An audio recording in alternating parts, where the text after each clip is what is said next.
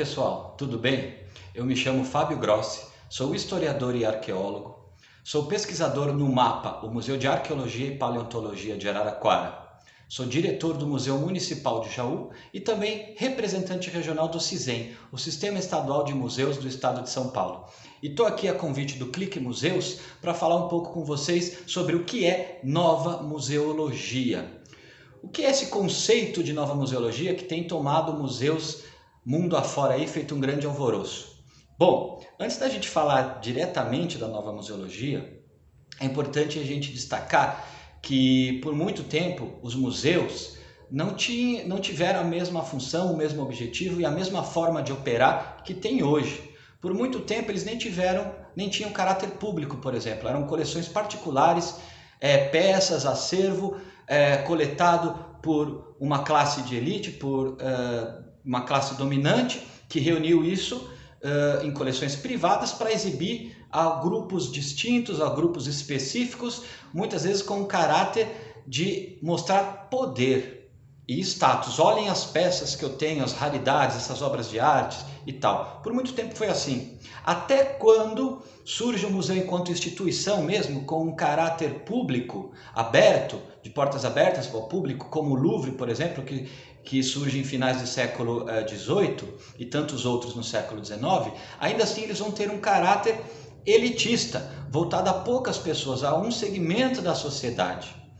E a nova museologia vai surgir nesse contexto, criticando essa museologia tradicional. E aí isso acontece só no século XX já, quando em 1968, manifestações na França vão começar a criticar esse caráter elitista do museu, dizendo que o museu tem que servir não a um segmento da sociedade, mas a toda ela. Não pode excluir ninguém. Por isso surge até o lema na época, a Mona Lisa no metrô. Ou seja, tirem ela do Louvre e tragam para a rua, para que todos possam ter acesso. Vai se pregar aí uma democratização da cultura. Por conta disso, esses questionamentos, essas manifestações se alastram, saem da França, vão até para os Estados Unidos, artistas vão aderir, não vão querer mais expor suas obras nos museus, mas em armazéns, barracões.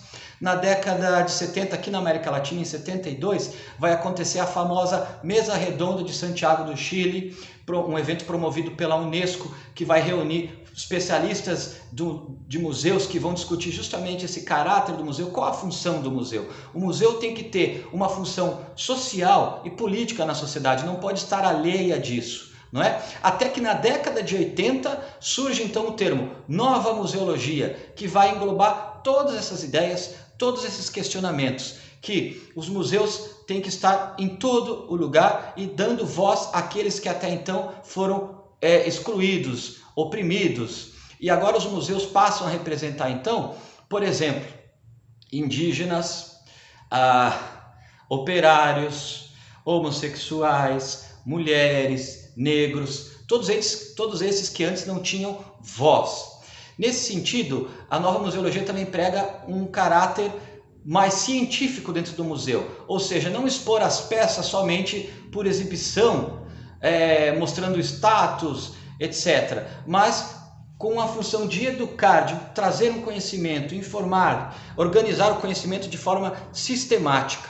Por isso, além desse caráter ideológico do museu que tem que ser atuante na política e na sociedade, vai ter uma preocupação técnica também. Como expor as peças que antes, tradicionalmente, eram peças isoladas, artefatos que eram colocados em vitrines sem contexto. Passa a surgir a necessidade de um contexto.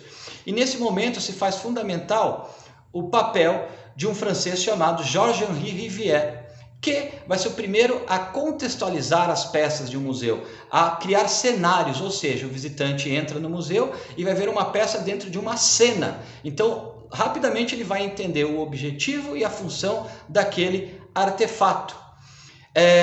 Nesse sentido também de cenários, de vários segmentos, os museus criam também, surgem nos museus diversas representatividades, diversas modalidades de museus. É aí que vai surgir o ecomuseu.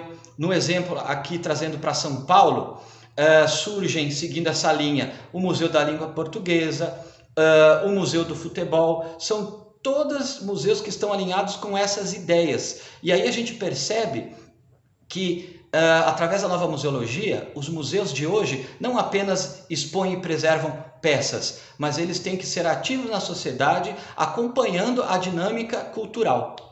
É isso, pessoal. Espero que tenha sido legal, que tenham gostado. Obrigado mais uma vez, obrigado ao Clique Museus e até mais.